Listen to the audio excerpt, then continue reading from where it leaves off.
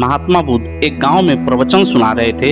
उन्होंने पास हुए लोगों के समीप अपनी मधुर वाणी से सभी को संबोधित करते हुए बताया कि हर किसी मनुष्य को धरती माँ की तरह सहनशील तथा क्षमाशील होना चाहिए। क्रोध मानव का ऐसा शत्रु है जो दूसरों को तो हानि पहुंचाएगा, साथ में खुद भी उससे नहीं बच पाएगा। इसीलिए क्रोध ईर्ष्या मानव की सबसे बड़े शत्रु हैं। सभा में सभी लोग शांति से उनकी बात को ध्यानपूर्वक सुन रहे थे। तभी वहां उस सभा में एक अति क्रोधी व्यक्ति भी उपस्थित था। वह पहले तो उनकी बातें सुनता रहा, फिर वह अचानक महात्मा जी से क्रोधित होकर बोला। बोलते समय उसकी आंखें खून के समान लाल हो रही थी। उसने बोला कि तुम ढोंगी हो, यहाँ बैठकर लोगों को बेवकूफ बना रहे हो। यह जो भी तुम कुछ कह रहे हो, इसको सचमुच करना बहुत मुश्किल है। समझे, तुम्हारी इन बातों का कोई मतलब नहीं है।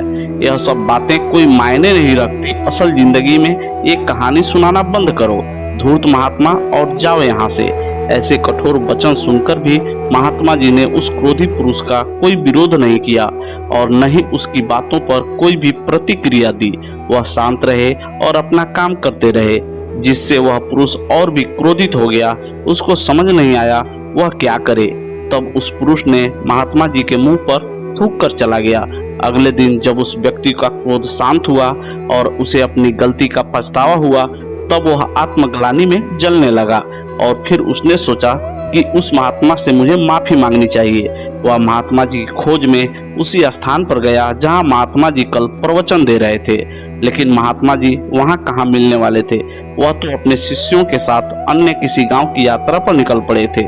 वह पुरुष सब लोगों से महात्मा जी के बारे में पूछता पूछता उस स्थान पर पहुंच गया जहां की महात्मा जी प्रवचन कर रहे थे। तब उस पुरुष को महात्मा जी के शिष्यों ने उसे उनके पास जाने से रोका, लेकिन महात्मा जी ने अपने शिष्यों को आदेश दिया कि आने दो उस पुरुष को। तब वह पुरुष महात्मा जी के चरणों पर गिर गया और उनसे बोला, मुझे क्षमा कीजिए महाराज।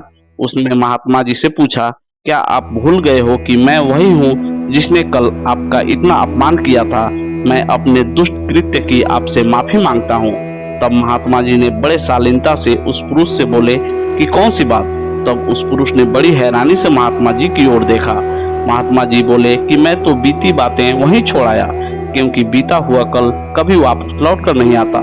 इसीलिए बीती हुई बातों की वजह से आज और अपना आने वाला कल नहीं बिगाड़ना चाहिए। जो हो गया सो हो गया। तुम्हें अपनी भूल का एहसास हुआ, यही सबसे बड़ी बात है। तुम अपनी गलती को मान लिए, सो तुम अब निर्मल हो गए हो। इसलिए कोई भी ग्लानि अपने मन में नहीं रखो। अपने आने वाले कल के बारे में विचार करो और उसे सुधारने का प्रयास करो। महात्मा जी की बात सुनकर उस पुरुष के मन का भार हल्का हो गया और उसने महात्मा जी के चरणों को पकड़कर कहा, आज से मैं अपने क्रोध का त्याग करता हूँ और धैर्यवान और क्षमाशील होने का प्रण लेता हूँ।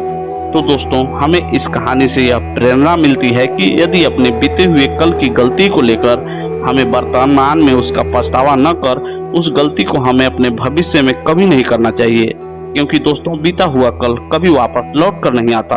तो अगर आपको महात्मा गौतम बुद्ध की इस कहानी से कुछ सीखने को मिला हो तो अपने दोस्तों के साथ इसे शेयर जरूर करें। धन्यवाद।